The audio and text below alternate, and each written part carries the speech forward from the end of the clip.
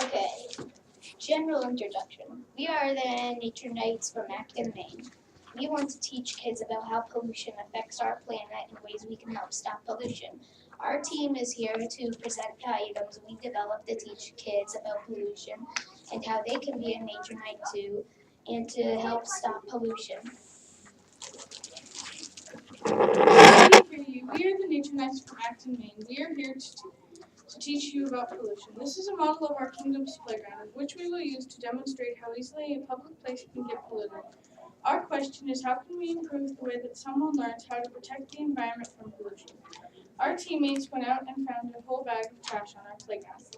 The white paper represents notebook paper. Paper takes 2 to 4 weeks to decompose. The plastic represents a water bottle, which is indefinite. The pink paper represents a rubber band. Rubber bands are indefinite to decompose. Cut up rubber represents a rubber tube. The rubber tube is indefinite to decompose. The sprinkles represent styrofoam, which is also indefinite. The blue paper represents a leather shoe that takes 50 years to decompose. The strips of yellow paper are glass jars, which are also indefinite. The blue paper is an aluminum can, which takes 100 to 500 years to decompose. The pieces of cardboard are plastic and grocery bags, which take 20 years to decompose. This is our demonstration on how easily a public place such as a playground can be polluted. In our first day with surveillance, we built a crab, a seagull, an exoskeleton fish, and a couple of geese. The crab goes around the beach, walking around the beach and collecting trash and burning it into its own fuel. The seagull flies into the air and it collects air pollution. The seagull also collects trash and it brings it to its own fuel. It has a pocket in the body where it uses the same technology of the billboard. The billboard that we were talking about takes in air pollution, filters it, and puts out fresh air.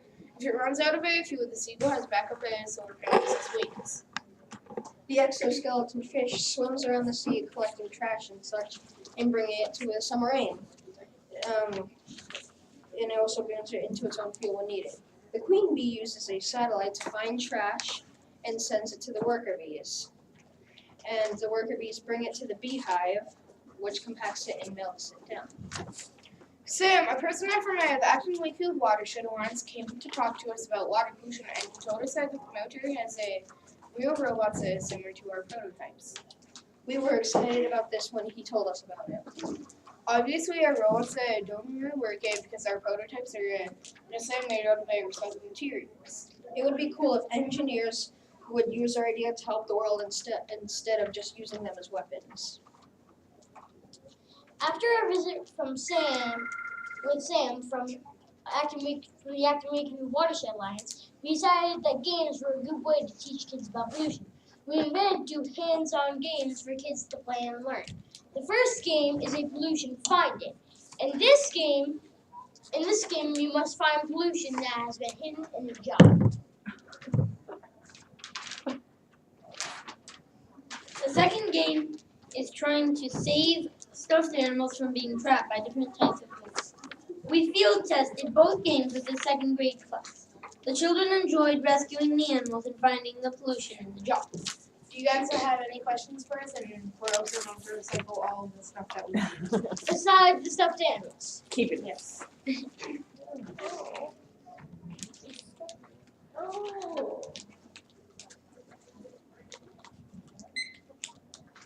So how did you decide that you wanted to research pollution problems? What made, and learning about that, what made that interesting to you? Well, first, we decided to go through some ideas that we had. So we decided to brainstorm ideas. Then we eliminated a few, and then we took a survey on who liked which ones, and pollution seemed the most wanted. Did you share your information with your classmates and then try out those activities? Yeah. We tested it out with 2nd graders, which we set up into like 4 groups, I think, right? And one of them was talking about what pollution is affecting us about. Another was the playground demonstration, our prototypes, and then another were the games. and the second graders loved like testing out the games and learning about the prototypes and learning about how much attrition can affect a place. And so your prototypes are representing robots, right? You'd have Yeah. robots. Yes. Yeah. Okay. Because This is they not like go what pick up the trash. real thing would look like. Right. This is just an exercise. Right. That represents your idea. Yes. So where did you get all your ideas? The practice just had like a brainstorm and wondered what to do, and then we just started thinking about what animals would seem normal around people if they were like robots and look like real animals, so they don't like creep people out, and then they could also pick up trash and everything. You had a lot of, you did a lot of research about these lengths of time for decomposition. Where did you get that information? For your poster? We looked it up on the computer. Can't remember the website. Did you talk to any people, such as? We had a survey for what? For the like 6th and maybe 5th and 6th grade. 6th grade. And I think it's in one of Yes, those. I saw it. We also had someone come to the Legos meet and they talked to us. His name was Sam and he was from the Acton Wakefield Watershed Alliance. And that's how we got facts about what children like to do to learn about pollution, about water pollution. Okay, thank you. Thank very you. much.